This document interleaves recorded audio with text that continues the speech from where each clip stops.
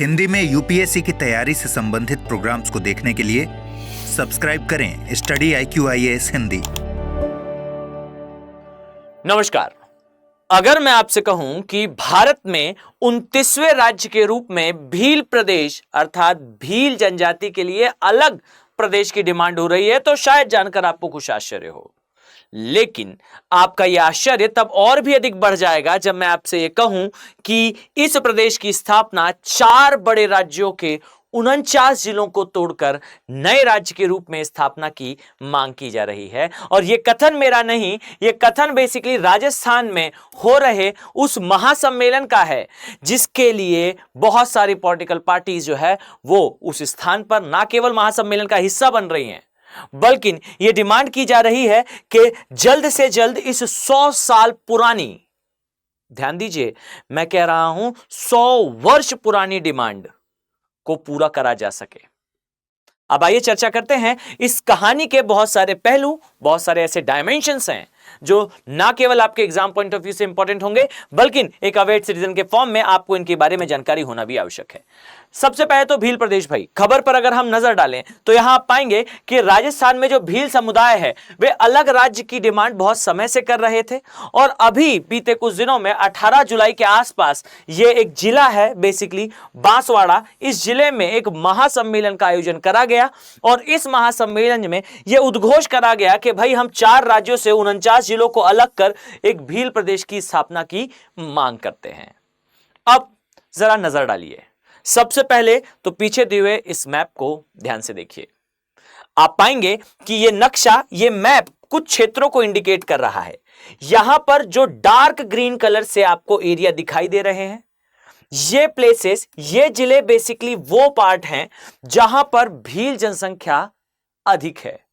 I think आपको पता होगा भारत में भील जो जनसंख्या है ये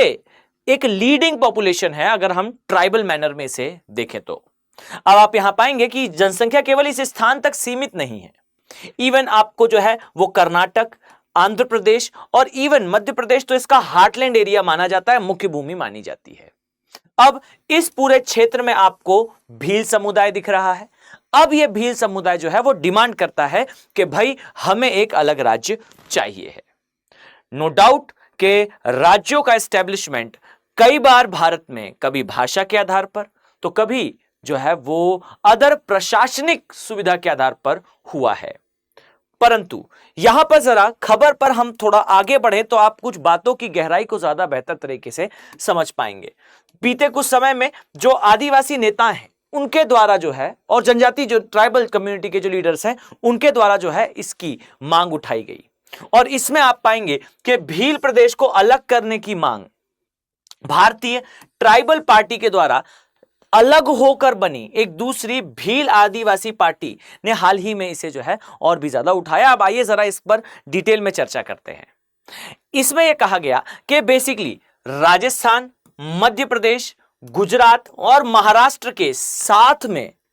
जो सीमावर्ती कुछ क्षेत्र हैं, मेनली इन 4 राज्यों के जो जिले हैं उन्हें अलग कर 49 जिलों से जो है वो एक अलग राज्य बनाने की डिमांड है और यहां पर विशेषकर राजस्थान के 12 जिलों की बात कही गई।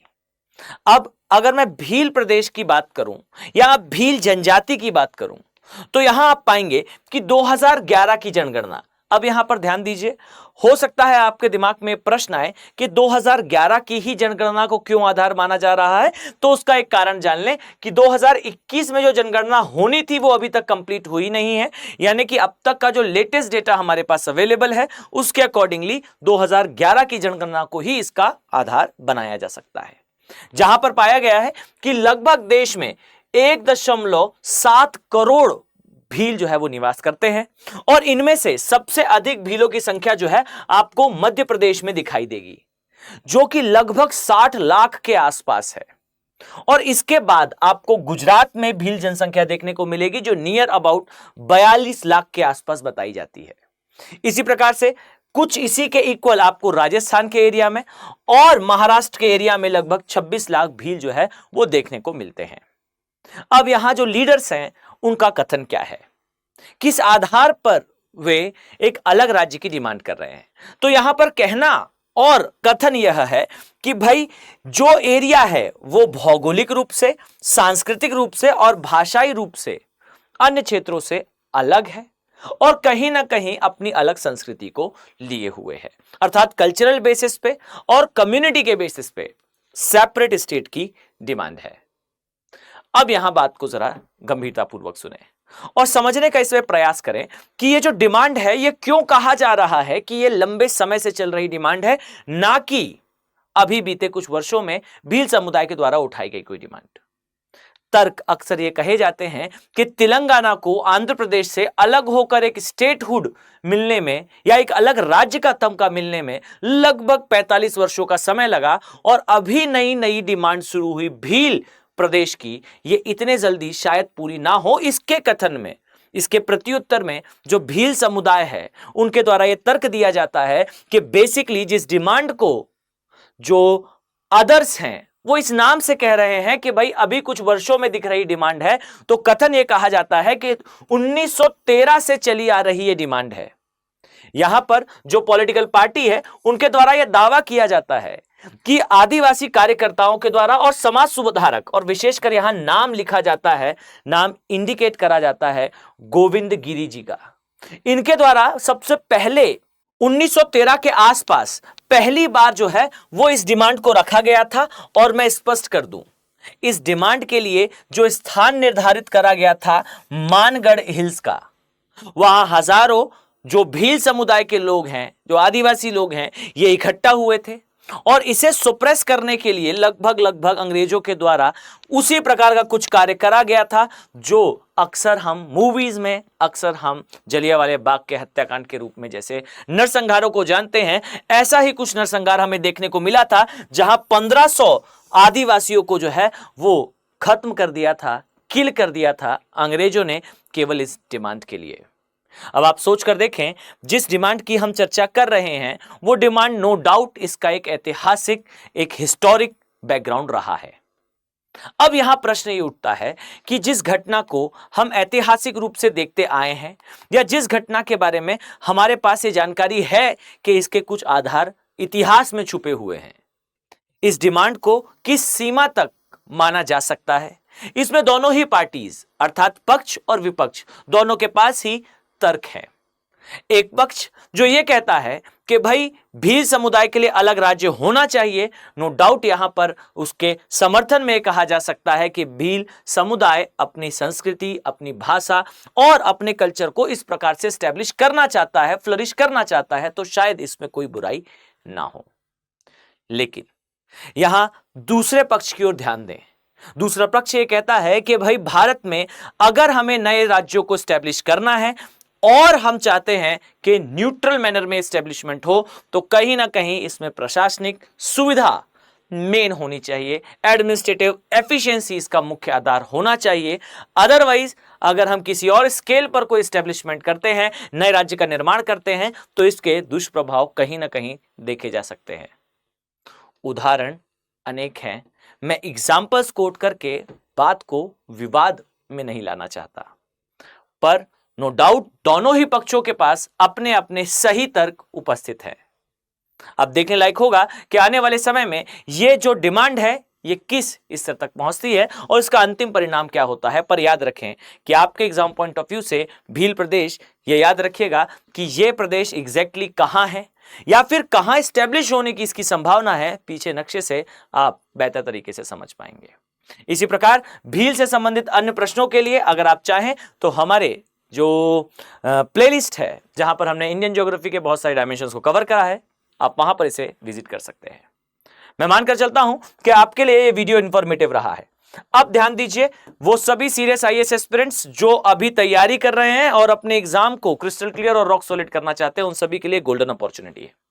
अपॉर्चुनिटी है स्टडी आईक्यू के कोर्सेज को ज्वाइन करने की। बट वेट करें, ध्यान दीजिए कि आपको जो कोर्स ये कॉस्ट पर मिल रहा है अभी, ये आज रात 12 बजे सेल एंड हो जाएगी, अर्थात 22 तारीख 22 जुलाई। अगर इस डेट तक आप इन कोर्सेज का पार्ट बनते हैं तो डियर वेलकम, आपको जो पीछे मेंशन कॉस्ट है ये देखने को मिलेगा और इसमें सारी सुविधाएं इंक्लूडेड हैं। अर्थात mains residential programme pre qualify करने पर आपको स्टडी IQ अपने प्रीमाइसेस में दिल्ली बुलाकर आगे की सही तैयारी कराने वाला है, या फिर मैं कहूं फी रिफंड करने का जो है वो क्लॉज, दैट इज प्रतिज्ञा बैचेस। याद रखें कि इन बैचेस में आपको एक स्पेशल फीचर देखने को मिलता है, दैट इज आपकी पूरी फी रिफंड कर दी जाएगी जिस दिन आप प्री क्वालिफाई करते हैं। यानी कि आपको आपकी फी भी रिफंड होगी, प्री क्वालिफाई होने का आपको दिल्ली भी बुलाया जाएगा और ये सारी सुविधाएं डियर आपका वेट कर रही हैं। P2I के जो बैचेस हैं, इन बैचेस में एनरोल करने के लिए आपको ध्यान रखना है कि यूज करना है AK लाइव कोड का।